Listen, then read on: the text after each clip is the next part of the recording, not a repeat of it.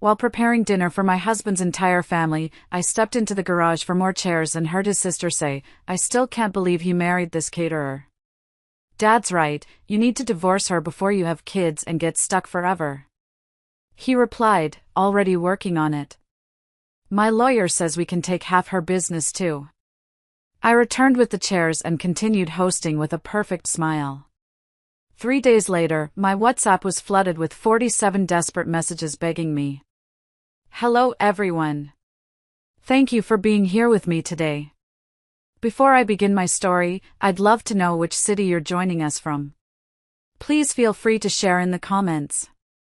Now, let me take you into this story." Something felt off about Preston the week before his family dinner. It wasn't the normal kind of off, like when he was stressed about a case at the law firm or annoyed that I'd left a stack of my catering invoices on the kitchen island again. This was different, a subtle chill in the air that you can't quite name. He kept checking his phone when he thought I wasn't looking, his thumb swiping furiously before shoving it back in his pocket with a casualness that was anything but. He'd switch tabs on his laptop the second I walked behind him, the quick click of the mouse a little too loud in our quiet house. He started taking his calls out on the back patio, closing the sliding glass door behind him, his voice a low murmur I couldn't decipher. After 7 years together, you develop a sixth sense, a sort of marital radar. It's like how I can tell when a sauce is about to break just by the slightest change in its sheen. I knew something was wrong, but I told myself I was imagining it. I told myself it was just the pressure from his job getting to him. Look, I never thought I'd be one of those people, sitting in front of a camera, airing my dirty laundry for the world to see. It's not my style. I'm a private person. But I'm sitting here in my new, mostly empty apartment, with my dog Buster sleeping at my feet, and I have to get this out. I feel like if I keep it inside, it'll poison me. I need to tell someone what happened, and you all, my internet strangers, you're getting the front row seats to the whole damn show. For some background, I'm Eleanor, but everyone who knows me calls me Ellie. I'm 34. I own a catering and event design business, Gatherings by Eleanor, that I built from the absolute ground up. I mean that literally. I dropped out of community college because my family couldn't afford it, and I started this business with $500 I'd saved from waitressing. It began with just me, a beat-up 20-year-old van that smelled faintly of rust, and a set of mismatched chafing dishes I bought at a garage sale. I worked 18-hour days, my hands raw from chopping and scrubbing, my back aching from hauling equipment. Now, after years of relentless work, I have 2 full-time staff, a gleaming commercial kitchen, and a roster of high-end clients across the state. It's not a massive corporation, but it's mine. It pays the bills, it provides a good salary for my employees, and it's the source of all my pride. Preston, my husband, well, my soon-to-be ex-husband, is 32. He's a lawyer, a very successful one now. When we met, he was just a broke student with big dreams.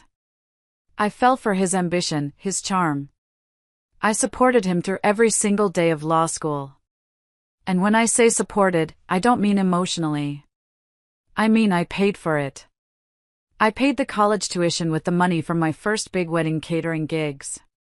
I covered our rent on our tiny apartment, the one with the leaky faucet and the neighbors who fought all the time. I paid for his expensive textbooks, his interview suits, all of it, while I was building my business from nothing. He comes from an upper-middle-class family that never, not once, let me forget that I wasn't one of them. His dad, Arthur, is an investment banker who always spoke to me with a sort of bemused condescension, like a king observing a particularly industrious peasant. His mom, Harriet, sells luxury real estate and has a talent for compliments that feel like insults. And his older sister, Brenda, who has an MBA from a school she never fails to mention, thinks her opinions are gifts to mankind. Here's the thing, I always knew they thought he could do better. The little side comments about my party planning business or the pointed questions about when I'd go back to get a real degree were constant. At every family gathering, I felt like I was on trial. But Preston, my Preston, always defended me. He'd wrap his arm around me and say, "Ellie is the hardest working person I know." He made me believe that we were a team, us against them. At least, that's what I thought. Last Saturday was the annual spring dinner at our house. It was a tradition Preston's mother, Harriet, had insisted on, a chance for her to inspect our home, judge my cooking, and for the family to gather under one roof. I spent the entire weekend getting ready. I designed a menu meant to impress, a 7-hour slow-roasted brisket with a secret coffee rub, Gruyere and thyme potato gratin, roasted asparagus with lemon tarragon butter, and a homemade sourdough bread. For dessert, a chocolate lava cake that was pure decadence. Everything had to be perfect. For him. For them. Preston was more tense than usual, pacing the house, snapping at me for small things like using the wrong serving platter. Not that one, Ellie, Mom hates silver. I just chalked it up to the usual stress of hosting his family. I just wanted the night to be over. They all arrived promptly at 4 o'clock. His parents, Arthur and Harriet, sweeping in like royalty. His sister Brenda and her quiet, perpetually startled-looking husband. And his younger brother, Leo, who was still in grad school and was, honestly, the only one of them I ever felt truly comfortable around. He was the only one who ever asked about my business with genuine interest. Harriet immediately started critiquing the new curtains in the living room, a bit bold, Eleanor, don't you think? While Arthur clapped Preston on the back and asked how business was going, ignoring me completely. I just smiled, took their coats, and offered them a drink, the perfect hostess. The first hour was a blur of forced pleasantries. Brenda talked endlessly about a lavish trip to Italy they were planning. Arthur grilled Preston about a recent case, using a lot of financial jargon designed to exclude me. I floated between the kitchen and the living room, refilling glasses, passing out appetizers, my smile feeling more and more like a mask. By 6, we were ready to eat. I'd set the dining table with our good plates, the ones we got as wedding gifts and used maybe twice a year. The candles were lit, the food was hot, everything looked like a magazine spread. As everyone started to take their seats, I did a quick head count and realized we were 2 chairs short. No problem, I said with a cheerful smile that didn't reach my eyes. I'll just grab a couple from the garage.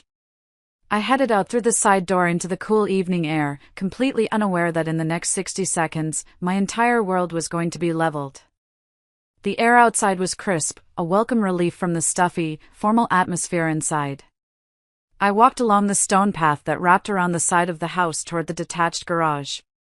The sun was setting, casting long shadows across the perfectly manicured lawn I'd spent hours on that morning. The scent of my neighbor's blooming jasmine filled the air. It was a perfect, peaceful evening. As I rounded the corner, past the big azalea bushes my mother had helped me plant the first year we moved in, I heard voices. Preston and his sister, Brenda. They were huddled together near the AC unit, sharing a cigarette, a habit he'd supposedly quit years ago at my insistence. I was about to call out to them, to ask if they could give me a hand with the chairs, but then I heard my name, spoken with such venom that it stopped me in my tracks. Brenda's voice, sharp and condescending, cut through the quiet twilight. I still can't believe you married this caterer, she said, taking a long, theatrical drag from her cigarette. Honestly, Preston. You have a real future, a real career. Dad's right, you need to divorce her before you have kids and get stuck forever.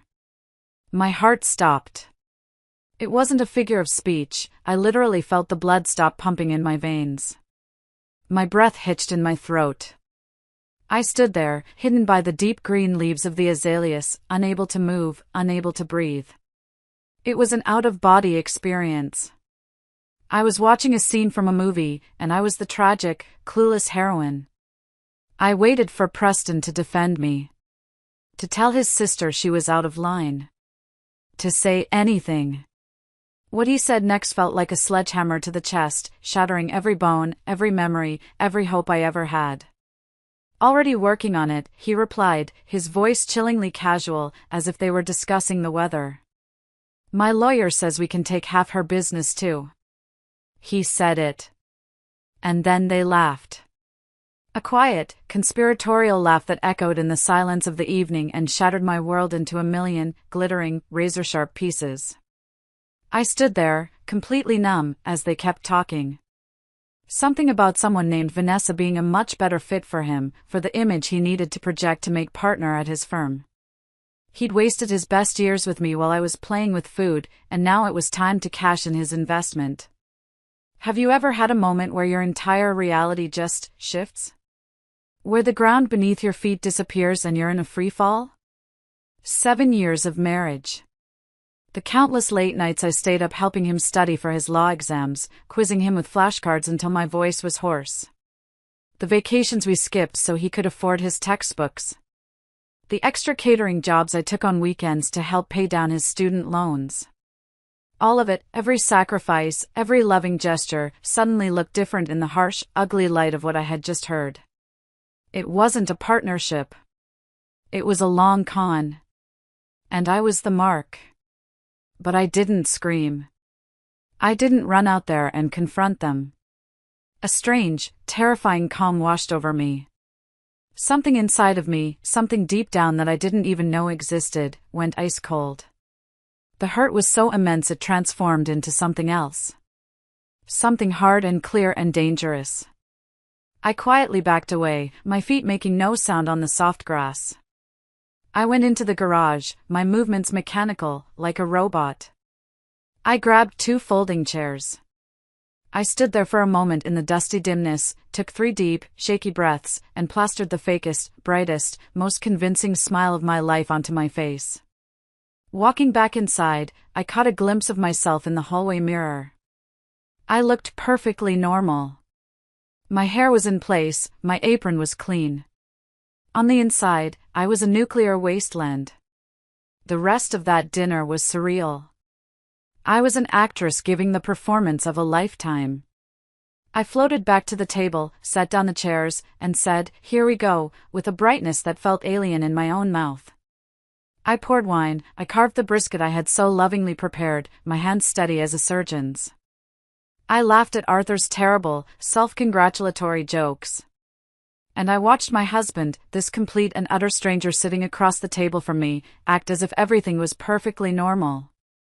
I studied his face, the face I had woken up next to for 2,555 days, trying to find the man I married.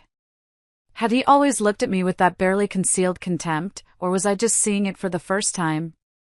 When his mother, Harriet, complimented the brisket and asked for my secret recipe, I nearly lost it. 7 years of family dinners, of her subtle digs and backhanded compliments, and now she decides I might have something worth knowing. "It's all in the dry aging process, Harriet," I said, my voice smooth as silk, while my brain screamed insults at her. At one point, Leo, the younger brother, gave me this strange, searching look, like he was trying to figure something out. He asked me if I was feeling okay, that I seemed a bit quiet. I just smiled and blamed it on the stress of the dinner. "You know how it is, Leo. I just want everything to be perfect." He nodded, but he didn't look convinced. I wondered if he knew. If he had any idea about the rot that had infested his brother's heart. After dessert, Brenda, feeling victorious, raised a toast. "To family," she said, her eyes glinting with malice. "And to exciting future changes." She looked directly at Preston with this smug little smirk. "My Preston." He smiled back at her. I raised my crystal glass, the one that cost a fortune, and clinked it against theirs, the sound echoing in the silent battlefield of my mind. I was thinking about how satisfying it would be to snap the delicate stem and press it against her throat. When they finally left around 11, trailing compliments about the food that now sounded like insults, Preston started helping me clear the table, humming to himself. Humming. Like he hadn't just orchestrated the complete and utter destruction of our entire life. I told him I'd finish the dishes, that he should get some rest. He kissed my cheek. "You're such a good wife, Ellie," he said, his breath warm on my skin. The sheer audacity of it, the cold-blooded hypocrisy, nearly made me vomit right there on our wedding china. I felt a hot flash crawl up my neck. After he went upstairs, I waited. I heard the shower turn on, then off. I waited until the house was completely silent, except for the low hum of the refrigerator and the frantic beating of my own heart. Then I went to his office. The room was dark, smelling of leather and his expensive cologne. I sat down at his desk and opened his laptop. It was password protected, which was new. He used to leave it open all the time. But I knew him. I knew the patterns he used. His mother's birthday. The name of his childhood dog. The anniversary of his first big case. Third try, I was in. The first thing I found were the emails. A folder labeled Simply Personal. My hand trembled as I clicked on it. Inside was a chain of correspondence with a divorce lawyer. It started 3 months ago. The plan was laid out with chilling, sociopathic clarity. He was waiting to secure a partnership at his firm, a promotion that was coming up in the next few months. He would use my income and our joint assets to maintain his image of a stable, successful married man until the promotion was locked in. Then, once he was secure, he would file for divorce. There were spreadsheets. Meticulously organized spreadsheets documenting every asset of my business, my equipment, my van, my client list, even my projected earnings for the next 5 years. He had done a complete valuation. There was a timeline. A goddamn Microsoft project timeline for my life imploding, with milestones like secure partnership, file petition, begin asset division. And then I saw it. A folder named Financials. Inside, transfer records. He'd been moving small amounts of money from our joint account to a separate, private account for months. Always just under the amount that would trigger an automatic notification from the bank. $950 here. $800 there. Smart. He was a lawyer, after all. He knew how to be smart. I quickly logged into our joint savings account online. The account where I'd been pouring every spare dollar for a down payment on a larger commercial kitchen space. A space that was meant to be the next big step for my business. Our future. My future. $20,000 was missing. Gone. My hands were shaking so hard I could barely control the mouse as I opened his messaging app. There was a conversation with someone saved as V. My stomach plunged. I clicked. Vanessa. The texts went back 6 months. 6. Damn. Months.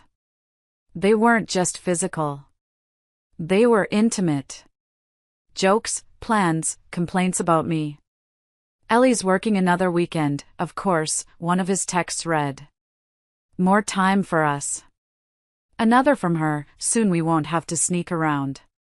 It was a whole secret life, happening right under my nose. I didn't sleep that night. I sat there in the dark of his office until the sun came up, just staring at the screen, the words burning themselves into my memory. I felt hollowed out, a fragile shell of the woman I was just hours before. The next day, I operated on autopilot. I got a big order out for a client, my hands moving through the familiar motions of chopping and sautéing while my mind was a million miles away. On Monday, I called in sick to work, the first time in 3 years, and while Preston was at the office, I met with a divorce attorney of my own. A woman named Diane, sharp and no-nonsense, who a friend had recommended. Her office was on the 30th floor of a downtown skyscraper, all glass and steel. It felt cold and intimidating.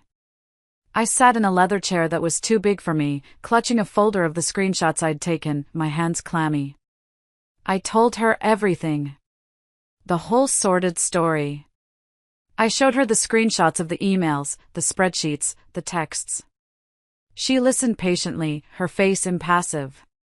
When I was done, she leaned back in her chair. Diane laid it out for me, straight. In this state, your business, even though you started it before the marriage, is likely considered a marital asset because its value grew substantially during the marriage. He has a claim to half of that growth. Even though he'd never lifted a finger to help with it. Even though I had built it from nothing while supporting him through school.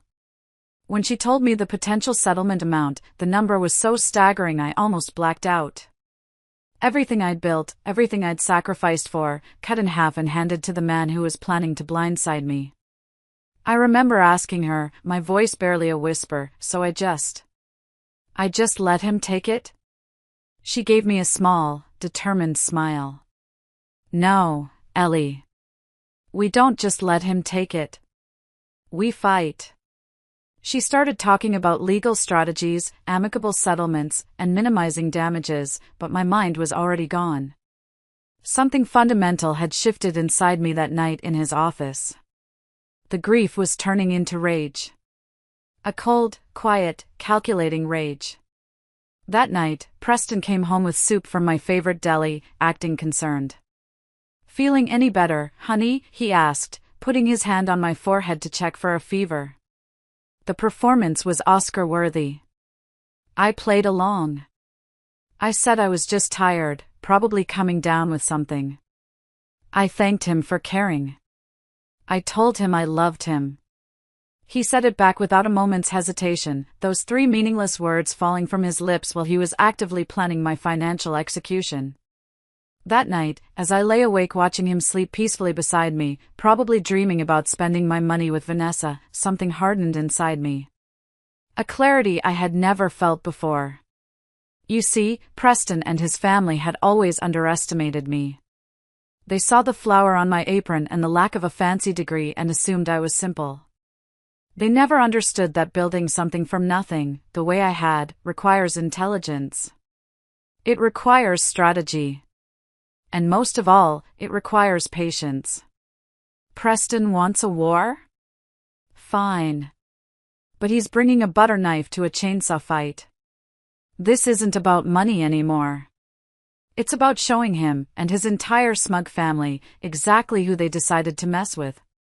The caterer they looked down on for 7 years is about to give them a masterclass in consequences.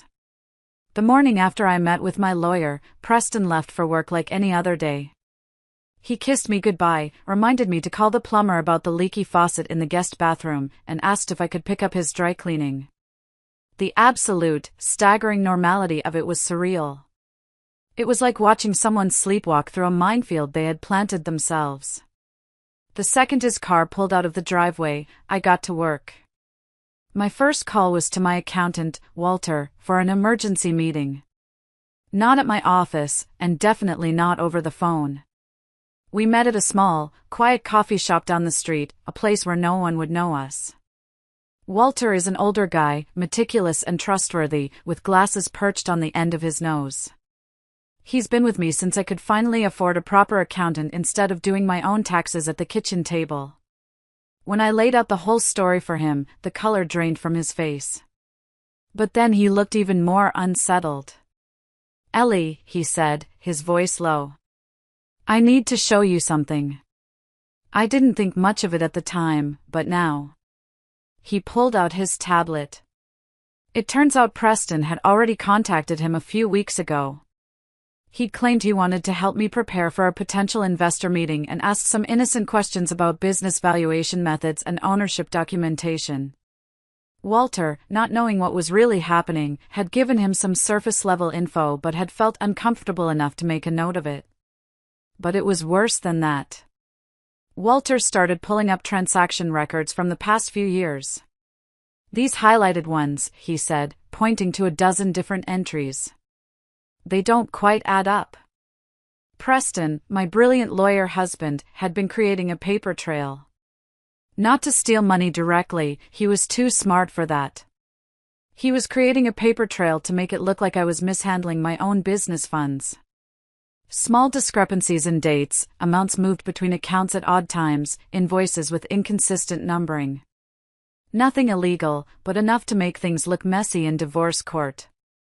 Enough to justify bringing in a forensic accountant, which would cost me a fortune in legal fees and drag out the proceedings for months, all while making me look incompetent and justifying his claim to take over.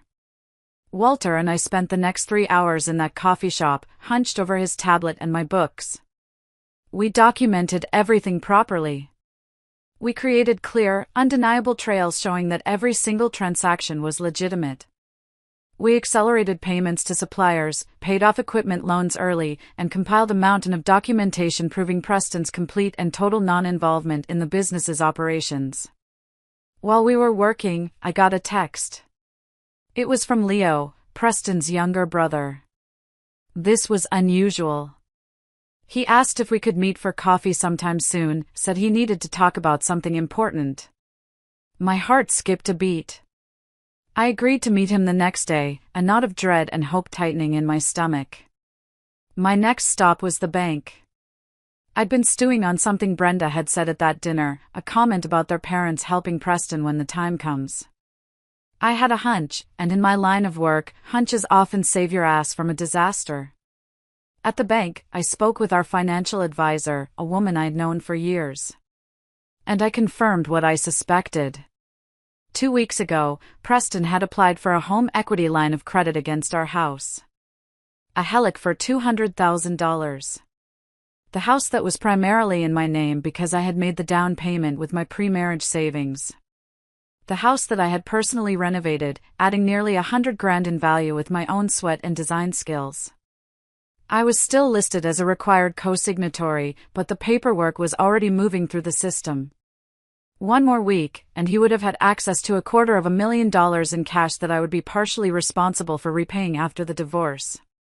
After the advisor helped me cancel the application, her face a mixture of shock and sympathy, I did something else. I had him move half of our joint savings into my personal account. Exactly the amount I had contributed. Was it petty? Maybe. But it was a hell of a lot less than what he was planning to take from me. When I got home that evening, I did something I'm not proud of, but desperate times call for desperate measures. I installed tiny recording devices in our living room and in our home office. Completely legal in our state, since it's my house too, but it definitely crossed an ethical line I never thought I'd approach. I needed more evidence. I needed to hear it from his own mouth, irrefutable and undeniable. The setup was tense, my hands fumbling with the tiny electronics, my ears straining for the sound of his car in the driveway. That night over dinner, Preston seemed distracted, checking his phone constantly. When his phone buzzed again, I caught a glimpse of the name on the screen, Vanessa. Who's Vanessa? I asked, keeping my voice as casual as I could while reaching for the salad bowl. The fork paused halfway to his mouth, just for a second. Oh, a new client at the firm. Very time-sensitive case. He then put his phone face down on the table. That slight hesitation, that micro-expression of panic, told me everything. Must be important if she's texting you during dinner, I said, still playing the role of the relaxed, unsuspecting wife. He gave me this tight smile. You know how it is. Some people don't respect boundaries. The irony was so thick I almost choked on my garlic bread. After dinner, he said he needed to finish some work and disappeared into the home office. I cleaned the kitchen, making just enough noise so he'd think I was busy. Then, I silently moved to the hallway near the office door, which he'd left slightly ajar. I could hear his voice. It was low and intimate. It wasn't his client voice, or his talking to family voice. It was his bedroom voice. Can't just call whenever you want. No, she doesn't suspect anything. Just be patient. The promotion is just a few months away, and then we can be together. Yes, I miss you too. Each word was another nail in the coffin of whatever feelings I still had for him. The rage I'd been tamping down for days threatened to boil over. I wanted to burst through that door, to confront him, to end the charade right now. But that would have ruined everything. So I walked away, back to the kitchen, turned on the faucet, and pretended to wash more dishes while my mind planned my next moves. In construction, they say timing is everything. Pour the concrete too soon after it rains, and it won't set right. Rush the framing, and the whole structure is compromised. Revenge, I was learning, needed time to cure properly. The next morning, Thursday, was my coffee meeting with Leo. I arrived early, sitting at a small table in the back of a bustling cafe, the smell of coffee and pastries thick in the air. I watched him walk in, looking nervous, fidgeting with his coat. He's always been the odd one out in that family, more genuine, less concerned with appearances and money. He made some awkward small talk about his classes, then finally took a deep breath. "Ellie, I have to tell you something," he started, his eyes full of guilt. I can't live with it anymore." What he told me next confirmed everything, and then some. He'd known about Preston and Vanessa for months. He had caught them together at their parents' lake house during a family weekend I'd missed because I had to deal with a burst pipe at a client's venue, an emergency that had cost me a whole weekend of sleep. He had confronted Preston, who swore it was a one-time mistake. But it wasn't. Preston had gotten drunk after a family dinner I'd also missed and confessed the whole plan to Leo. Stay with me until he made partner, then file for a divorce and upgrade to Vanessa, using half of my business assets as his golden parachute. Leo also revealed that Vanessa was an old flame from college, someone his parents had always adored. This wasn't just an affair, it was a long-term plan to trade me in for a model that his family approved of. "I'm telling you this because I can't stomach it anymore," Leo said, his voice cracking. "I always really liked you, Ellie. I thought you were so good for him. I could never understand why my family never gave you a fair chance." I thanked him for his honesty, careful not to reveal that I already knew most of it. I asked him to keep our conversation between us, and he agreed, seeming relieved to have finally unburdened himself. As he left, he gave me a quick hug and whispered, "I'm so sorry." It was the first genuine human connection I'd felt in days, a small island of decency in an ocean of deceit. That night, I set the next phase of my plan in motion. I created a fake business emergency. I waited until Preston was home, then I called him, letting my voice crack with manufactured panic. I told him a major corporate client, our biggest one, was threatening to pull out over a contract dispute. I painted a picture of potential financial disaster, of losing the contract that was supposed to fund our entire next year. I told him I was scared of losing everything we'd built. I played on his guilt, his greed. I told him I needed his support, his legal mind, and his family's advice. He hesitated. He said he had plans. "Plans with who, Preston?" I asked, letting a little suspicion creep into my voice. He backtracked immediately. I pushed harder, letting a few fake sobs escape. He finally relented. He agreed to host an emergency family dinner at our house the next night. He said he'd call his parents and Brenda. Perfect. The trap was set. The next morning, Friday, I put the final touches on my preparations. I went to the office and acted out the part of the stressed business owner, telling my staff we might have a crisis on our hands but that I was confident we could handle it. Then I went home. I set up the dining room, but this time, I hid a folder by my seat. I loaded all the evidence onto a tablet, the screenshots, the financial records, the audio recording from the home office. Everything. I had a frank conversation with my business partner and best friend, who was shocked but fully, grimly supportive.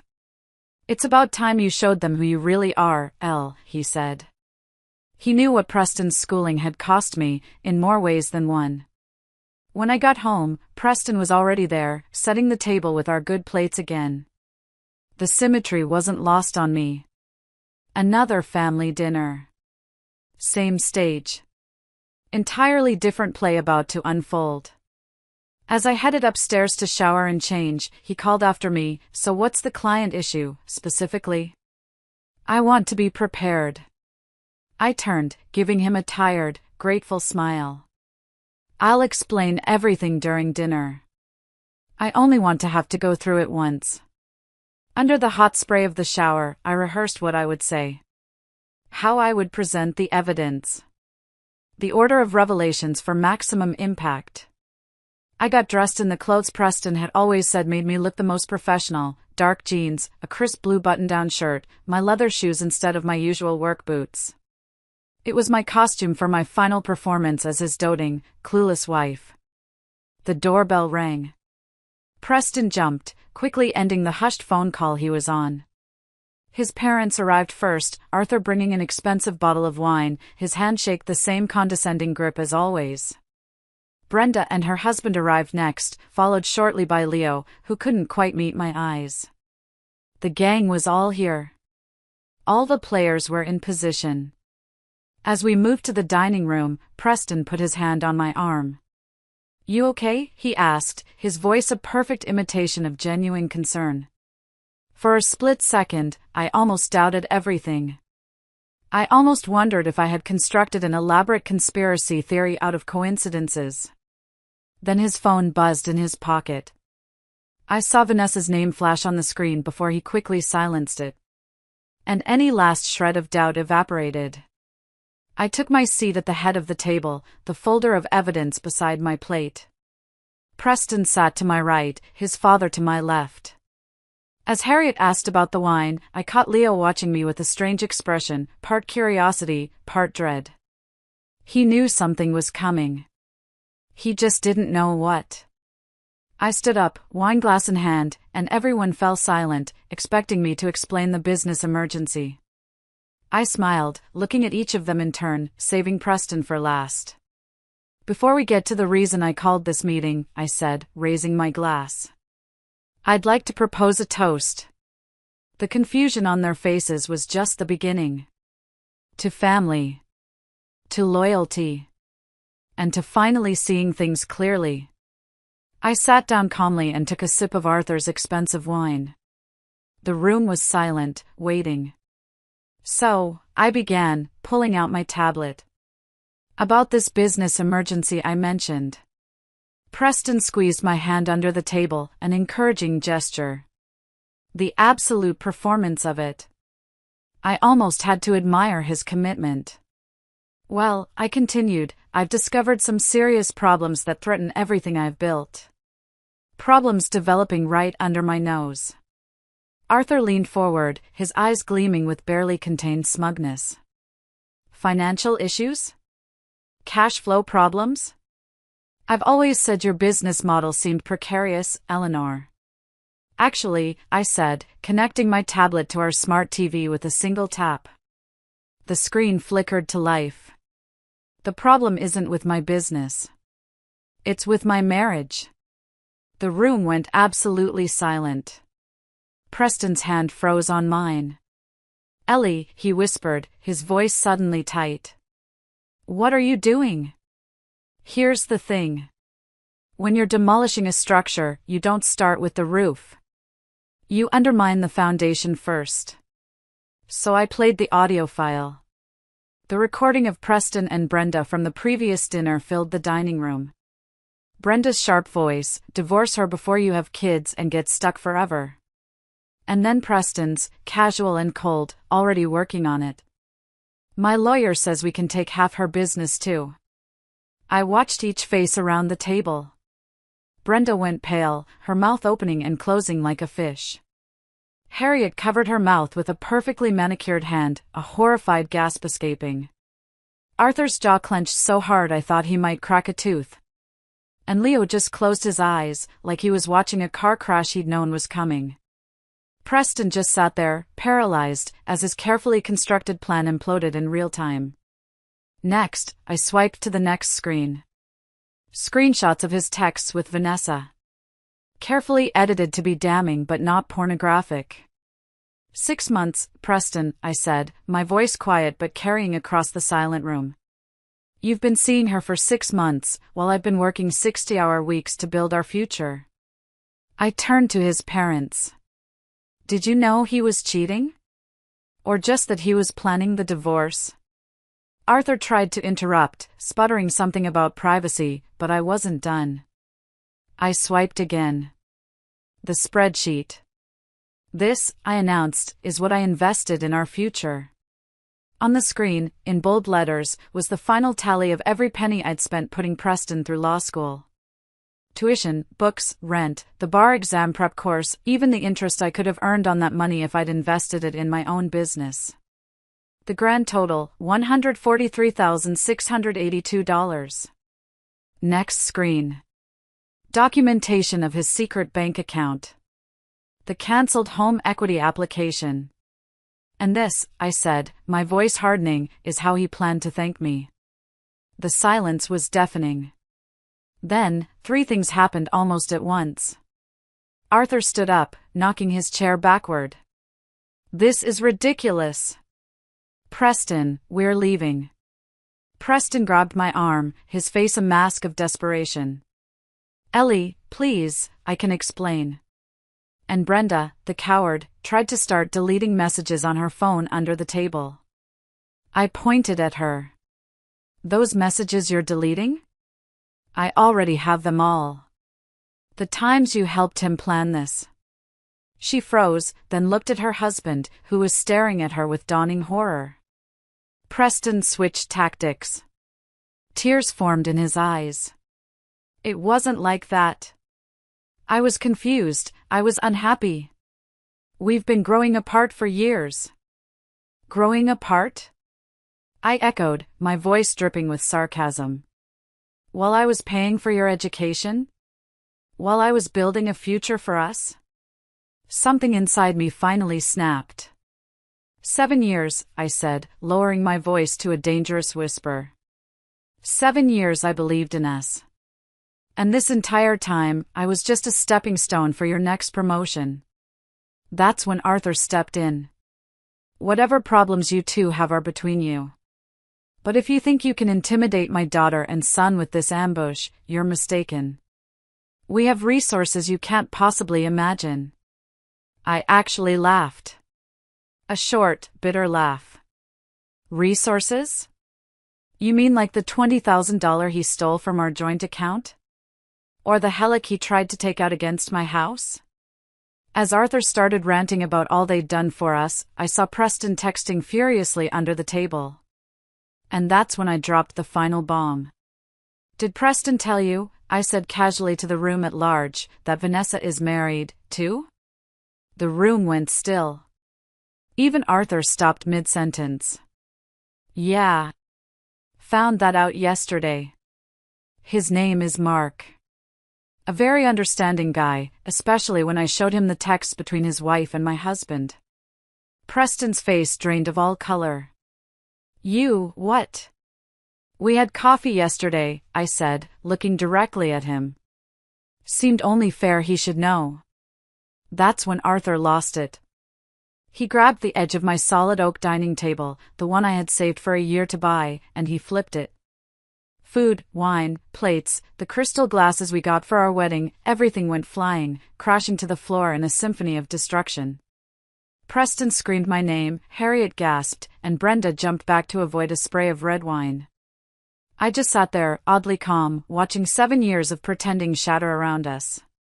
Amidst the wreckage, Leo was the only one who moved to help, starting to pick up a broken plate. Our eyes met across the mess, and he gave me a small, sad nod. A nod of respect. Arthur pointed a shaking finger at me. You think you've won? You're nothing. You build things with your hands because you weren't smart enough for a real career. My son made a mistake slumming it with you, but we'll fix it. I stood up slowly. I may work with my hands, Arthur, I said, my voice steady. But at least I built something real. What have you built? Besides a family of liars and thieves? He lunged at me. He actually tried to throw a punch.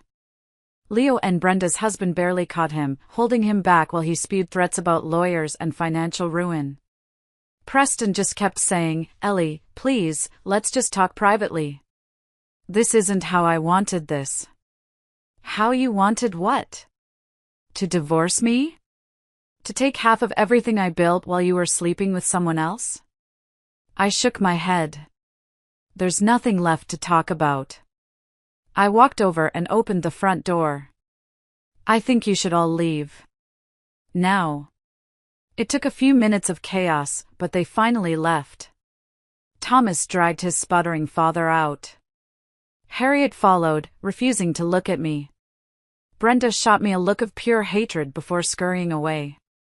Leo was the last to leave. He paused at the door. I'm sorry, Ellie, he said quietly. I always thought you deserved better. Then he was gone. And then it was just Preston and me, standing in our destroyed dining room. "Where are you going to go?" he asked, his voice small, pathetic. "I already have a hotel room," I said, turning to grab the pre-packed overnight bag I'd hidden in the hall closet. "I'll be back for my things tomorrow, when you're at work." You planned all of this," he whispered, finally understanding. "I learned from the best," I replied. As I walked out the door, he called after me, his voice rising in desperation. "You'll regret this." My father wasn't bluffing about the lawyers. I didn't respond. I just kept walking. Some foundations are too damaged to rebuild. You just have to tear them down and start over. Ellie takes a deep breath, a clear emotional shift in her narration. The anger is gone, replaced by a quiet strength. If you're still listening, please help me by liking this video and commenting the number 1 below. This lets me know you've given me a like, and it tells me that you're with me on this journey. Your support is a huge encouragement for me.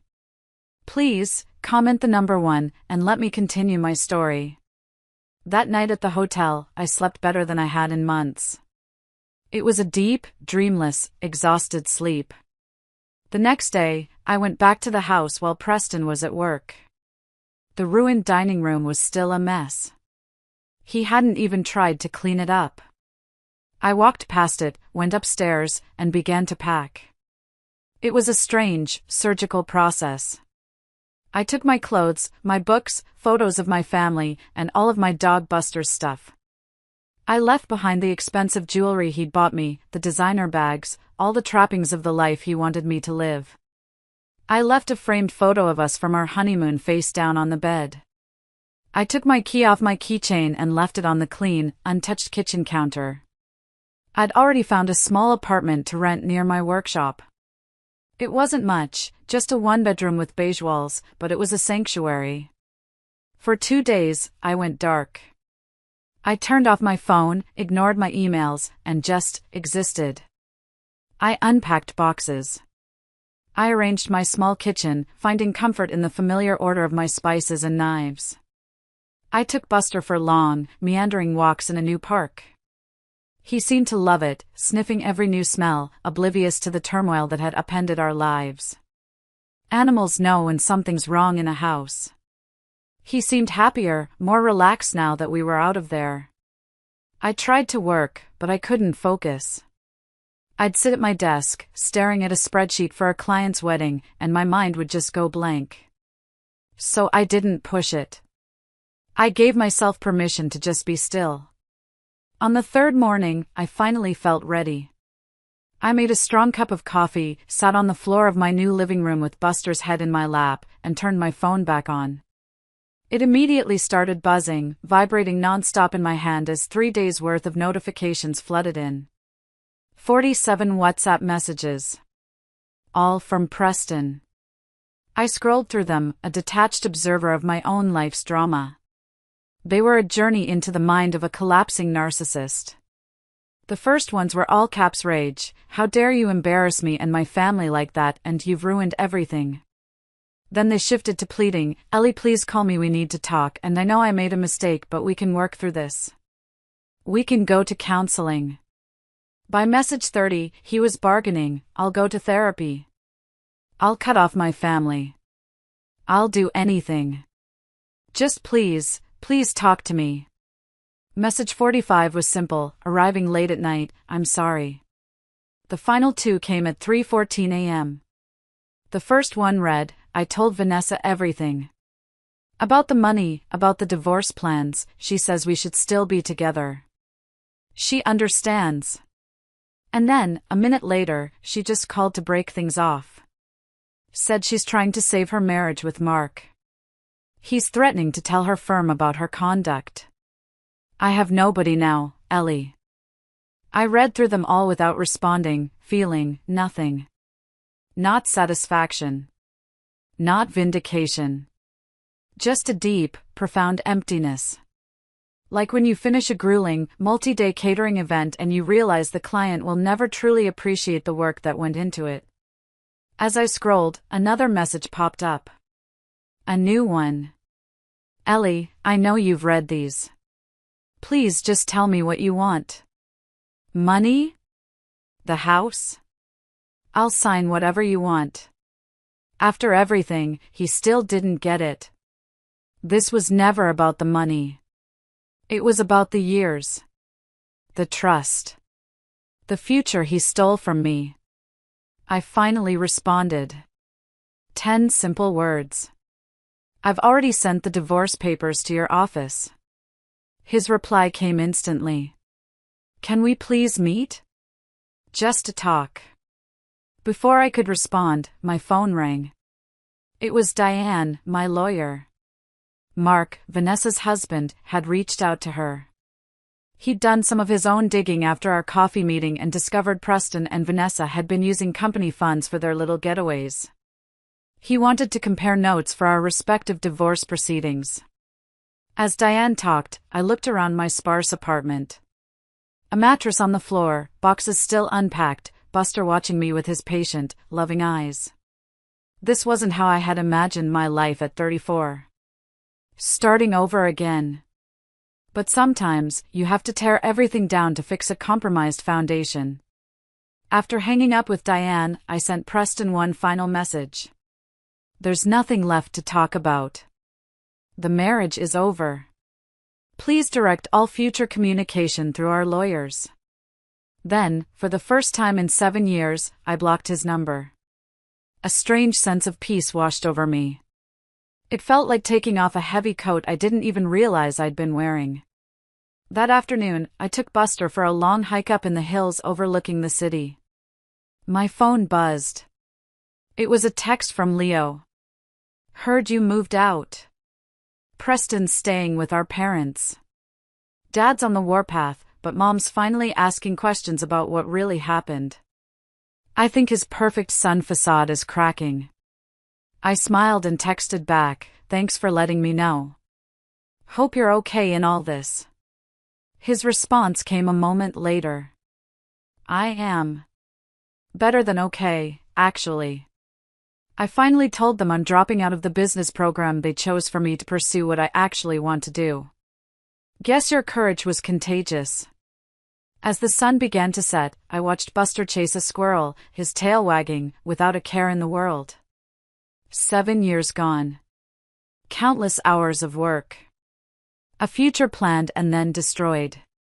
But in its place, there was freedom. There was truth.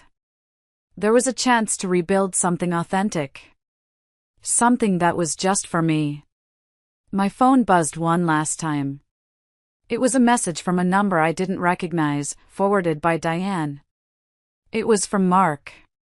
He'd sent a link to a support group for people dealing with divorces involving financial deception. The message read, "Thought you might find this helpful. You're not alone." I pocketed my phone and called out to Buster. It was time to head back. Time to make dinner. Time to unpack another box. Small steps. One day at a time. Just like any good building project. The foundation comes first. And this time, I'm making damn sure it's solid. Thank you all for listening. It really means a lot to not be alone in this. I'll talk to you all again soon.